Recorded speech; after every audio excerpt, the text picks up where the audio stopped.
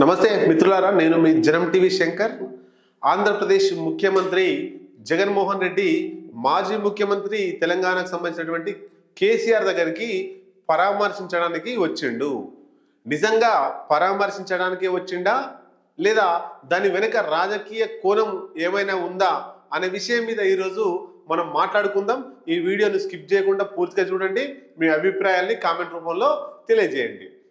అయితే నిజంగా కేసీఆర్ మీద ప్రేమ ఉంటే, కేసీఆర్ మీద జాలి ఉండి, కేసీఆర్ నిజంగా పడ్డాడు అని జగన్ భావిస్తే, ఆయన పడ్డప్పుడు లేదా ఆయన హాస్పిటల్లో ఉన్నప్పుడు లేదా ఆయన రాగానే 2 రోజులకు 3 రోజులకు తెలంగాణకు వచ్చి కేసీఆర్ని పరామర్శించి పోవాలి.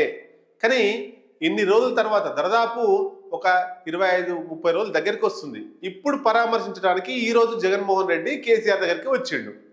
అంటే దీని వెనుక రాజకీయ కోణమే దాగుంది. పక్క 100% రాజకీయ కోణమే దాగుంది. ఆ రాజకీయ కోణం ఏందో మీ ముందు చెప్తున్నా ఇప్పుడు. అయితే కేసీఆర్ గతంలో ముఖ్యమంత్రిగా పనిచేసిండు. మొన్న అసెంబ్లీ ఎన్నికల్లో బొక్కబొరలో పడ్డాడు.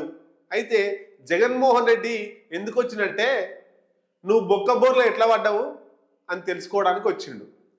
మరి జగన్మోహన్ రెడ్డికి ఏమవసరం కేసీఆర్ బొక్కబోర్లో ఎట్లా పడ్డాడో అంటే, ఆయన బొక్కబోర్లో పడకుండా ఉండడానికి.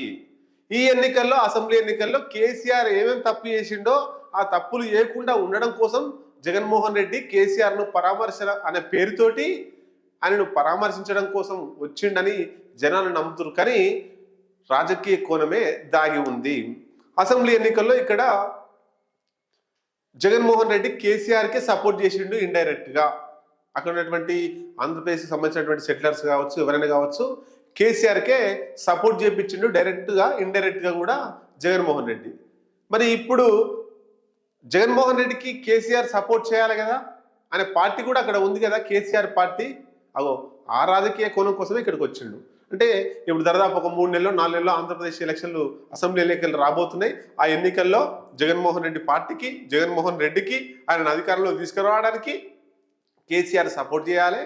అట్లాగే రాజకీయంగా ఈయన ఉద్దండు, రాజకీయ తీసుమార్కడు, రాజకీయంగా బాగా చతురత కలిగినటువంటి వ్యక్తి. ఈయన స్కెచ్ చేస్తే ఇంకా వెనుక ముందు ఏం ఆలోచించకుండా విజయాలే అనే అనుకుంటారు అందరు. కాబట్టి అగో ఈయన దగ్గర సలహాలు తీసుకొని మళ్ళా ఎట్లా ఎన్నికలలో బయటపడాలని జగన్మోహన్ రెడ్డి కేసీఆర్ దగ్గరికి వచ్చిండు. అట్లే కేసీఆర్కు చంద్రబాబు అన్న కోపమే, కేసీఆర్కు పవన్ కళ్యాణ్ అన్న కోపమే. కాబట్టి మళ్ళీ ఇక్కడ జగన్మోహన్ రెడ్డికి చంద్రబాబు అన్న కోపమే, జగన్మోహన్ రెడ్డికి పవన్ కళ్యాణ్ అన్న కోపమే. కాబట్టి శత్రువు మిత్రుడు అయినట్టు జగన్మోహన్ రెడ్డి శత్రువులు, కేసీఆర్ శత్రువులు ఒకటే కాబట్టి, కామన్ శత్రువు కాబట్టి వీళ్ళు ఇద్దరు స్కెచ్లు వేస్తారు. ఇప్పుడు నాది ఇక్కడ పోయింది, ఇక నిన్ననే గెలిపిస్తా అనేటువంటిది ఉన్నది. ఇద్దరు ప్రాంతీయ పార్టీలు కదా, జగన్మోహన్ రెడ్డి వైఎస్ఆర్సీపీ కావచ్చు, కేసీఆర్ బీఆర్ఎస్ పార్టీ కావచ్చు, ప్రాంతీయ పార్టీలు.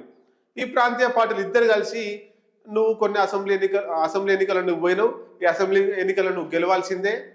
ఇక్కడ పార్లమెంట్ ఎన్నికల్లో మళ్ళీ బీఆర్ఎస్ మేము ఎక్కువ సీట్లు గెలవాల్సిందే. అక్కడ పార్లమెంట్ ఎన్నికల్లో జగన్మోహన్ రెడ్డి మళ్ళీ గెలవాల్సిందే ఎక్కువ సీట్లు.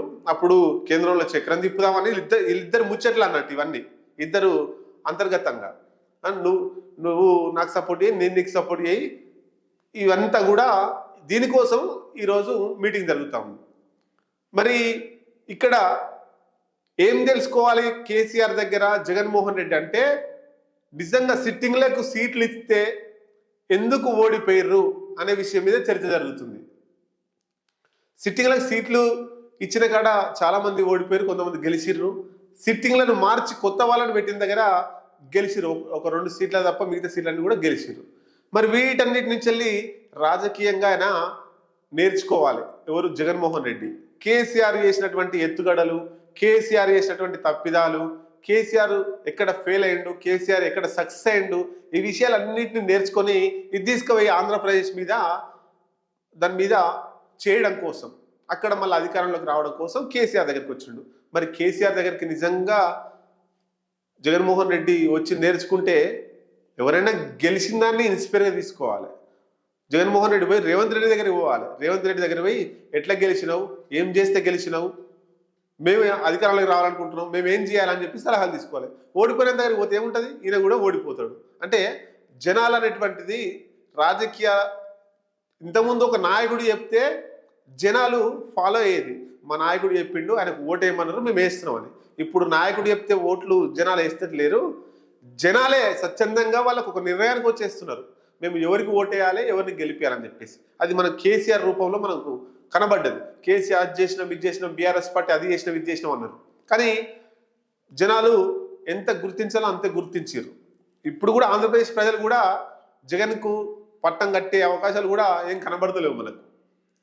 జనాలు ఫిక్స్ అయిపోతున్నారు, ఎవరికి వేస్తే మమ్మల్ని బాగా చూసుకుంటారు, ఎవరికి వేస్తే రాష్ట్రం యొక్క మంచి చెడులు చూసుకుంటారు, రాష్ట్రం బాగోగులు చూసుకుంటారు అనేటువంటిది జనం డిసైడ్ అయిపోయారు. కాబట్టి కేసీఆర్, జగన్మోహన్ రెడ్డి ఇద్దరు ముచ్చట 3 రోజులు కాదు 30 రోజులు ముచ్చట పెట్టినా, 30 సంవత్సరాలు ముచ్చట పెట్టినా వాళ్ళు 7 నిమిషాల్లో జనం అక్కడే ఉంచుతారు అనేటువంటిది వాళ్ళిద్దరూ గుర్తుపెట్టుకోవాలి.